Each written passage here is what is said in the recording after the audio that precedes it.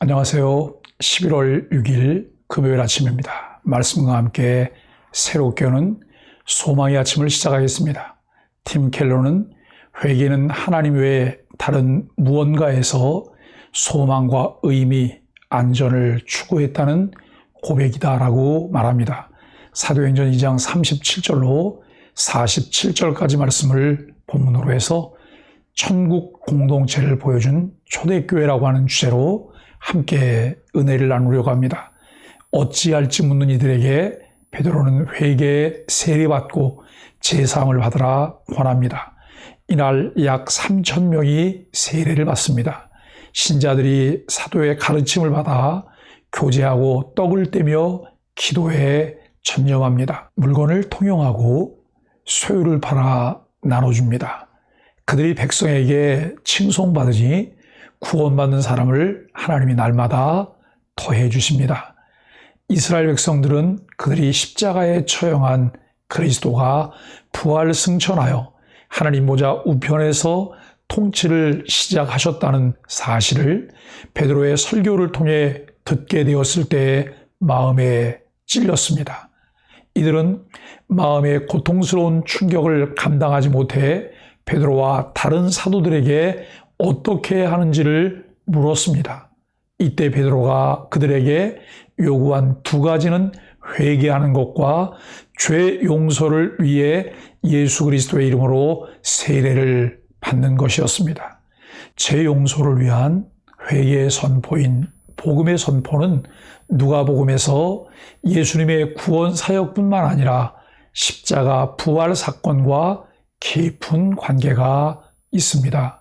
회개는 예수님의 십자가와 부활 사건에 나타난 사실, 즉 그리스도를 통하여 무조건적으로 죄를 용서하시는 하나님의 사랑에 대한 반응입니다. 회개는 예수님의 십자가와 부활 사건에 결정적으로 나타난 하나님의 사랑과 자비에 대한 반응입니다. 이러한 반응은 회개의 구체적인 행동으로 표출되어야 합니다. 이 구체적 행동은 베드로가 두 번째 언급한 예수 그리스도의 이름으로 세례를 받는 것입니다.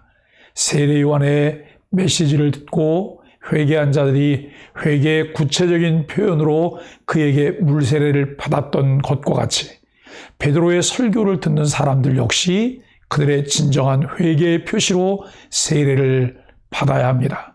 개인적인 회개와 믿음을 통하여 예수님을 영접한 자들을 공적인 세례를 통하여 그들의 회개와 신앙을 하나님의 백성들 앞에서 공식화합니다.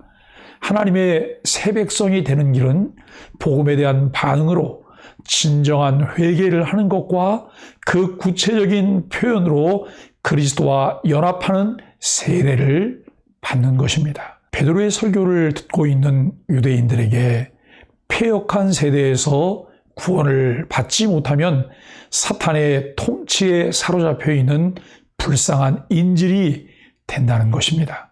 말씀을 들을 때 양심에 찔려 진정한 회개에 이르는 것은 성령의 역사이며 은혜입니다. 성령 충만한 베드로의 설교를 들을 때에 백성들의 마음이 찔렸습니다.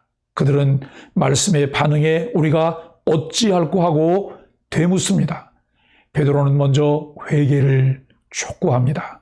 회개는 과거의 잘못을 뉘우치는 데서 그치지 않고 세상의 가치관과 삶의 방식을 버리고 하나님 앞에 절대 순종을 다짐하는 전적인 삶의 변화입니다. 진정한 회개가 있은 후에 세례를 받아 공식적으로 교회의 일원이 될 수 있으며 죄사함과 성령을 선물로 받습니다. 이는 하나님께 나오는 모든 사람에게 주신 약속이며 하나님은 그들이 악하고 패역한 이 세대에서 구원받기를 원하십니다. 참된 회개는 하나님이 예비하신 구원과 축복의 문을 여는 열쇠입니다. 우리가 어찌할꼬 라고 묻는 백성에게 베드로는 무엇이라 답했을까요? 요즘 내가 회개에 무감각해져 있다면 그 이유는 무엇일까요? 초대교회 성도들은 하나님께 헌신하는 것에서 나아가 믿음의 형제 자매에게 헌신했습니다. 여기서 헌신은 인내와 신실함을 통한 실제적인 적용을 의미합니다. 그들은 기꺼이 모든 것을 내어 놓았습니다. 자신의 소유를 아까워하지 않고 나누는 행위는 인간적인 본능으로는 하기 어려운 일입니다. 성령의 임재로 가치관이 변화될 때 우리는 인간적인 생각에서 벗어나 주님의 사랑을 실현할 수 있습니다. 교회가 부흥하는 것은 성령의 은혜입니다. 성령 충만한 베드로의 설교 후 약 3,000명이 회심하고 세례를 받았습니다.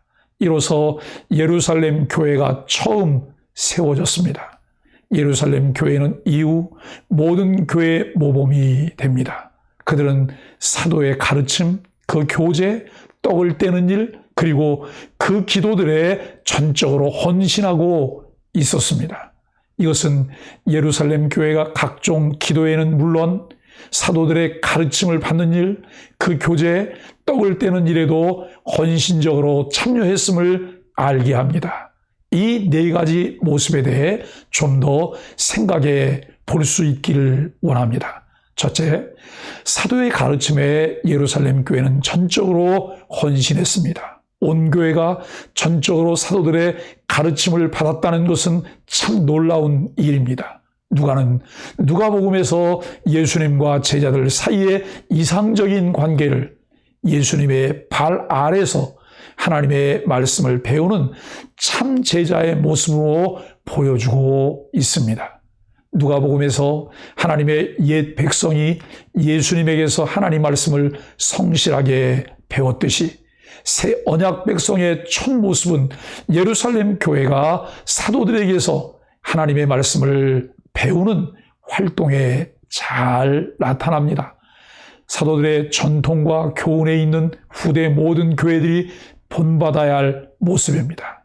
신실한 그리스도인이 되고 교회가 교회다운 교회가 되기 위해서 가장 절실한 부분이 말씀을 바르게 듣고 가르침을 받는 것입니다. 둘째, 예루살렘 교회는 성령의 교제에 전적으로 헌신했습니다. 하나님의 백성 모두가 성령을 공유하게 된 사실이 예루살렘 교회의 내적인 일치와 외적인 재물 교류의 근간이 되었습니다. 교회는 단지 사람들이 하나로 뭉쳐서 일치 단결을 이룬 인본주의적 공동체가 아니라 성령이 중심과 핵심이 되는 성령의 교제 공동체입니다. 교회는 인원이 많고 적음보다 더 중요한 것은 교회 구성원들이 성령 받은 사람들인가 하는 것이며 같은 성령으로 하나 된 사람들이 하나님의 비전을 따라 역사하는 것입니다. 셋째, 예루살렘 교회는 떡을 떼는 일에 전적으로 헌신했습니다. 그들이 기쁨과 순전한 마음으로 음식을 먹었는데 성도들의 가정에서 공동 식사가 있었고 성찬을 함께 나누었던 것으로 보입니다. 예루살렘 교회는 돌아가면서 가정에서 모일 때마다 음식을 나누며 성찬을 거행하게 되었습니다. 가정에서의 모임으로 볼 때 소그룹 모임들이 이루어진 것으로 보이며 빈번하게 이러한 모임을 가질 정도로 친밀한 교제가 이루어졌습니다. 넷째, 예루살렘 교회는 각종 기도에 전적으로 헌신했습니다. 기도에 전적으로 힘썼던 120문도들처럼 교회가 기도에 전적으로 헌신했습니다. 교회나 성도들에게 기도는 아무리 강조해도 지나치지 않습니다. 초대교회가 보여준 이 네 가지는 천국 공동체를 이룰 교회가 가져야 할 아름다운 모습입니다. 그 공동체에는 하나님의 놀라운 은혜로 채워지는 것은 너무나 당연한 것입니다. 43절에서는 그로 인해 나타나는 두 가지 결과를 기록하고 있습니다. 첫째, 모든 사람들에게 두려움이 임했습니다. 여기서 말하는 두려움은 존경심에서 우러나오는 좋은 의미의 거룩한 두려움을 말합니다. 그 결과로 성도들이 사람들에게 존경을 받고 칭송받게 되었습니다. 둘째, 하나님께서 사도들을 통해 기사와 표적을 많이 행하였습니다. 요엘 선지자가 예언한 기사와 표적이 사도들의 사역을 통하여 성취되고 있음을 보여주고 있습니다. 이러한 기적적인 사건들을 통하여 더 많은 사람들이 복음을 긍정적으로 받아들이게 하셨습니다. 교회가 갖게 되는 역동적인 사역들을 통해 교회가 더 영향력 있는 삶으로 사람들을 인도하게 됩니다. 초대교회는 본질적인 것을 최우선으로 삼고 하나님께 집중한 교회였습니다. 본질에 충실한 교회는 부흥하고 세상에서도 칭찬을 받습니다. 초대교회는 무엇에 힘썼으며 세상은 그들을 어떻게 평가했나요? 우리 소망의 교회는 무엇에 집중하고 있으며 개선해야 할 점은 무엇일까요?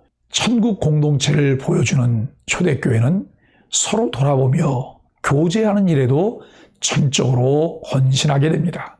우리가 꿈꾸는 교회가 천국 공동체로 세워져가는 일들을 위해 함께 헌신할 수 있게 되기를 간절히 바랍니다. 주님 보시기에 추악한 우리의 의를 십자가 앞에 내려놓습니다. 회개 없이는 거룩하신 주님이 우리 안에 거하실 수 없음을 기억하게 하소서.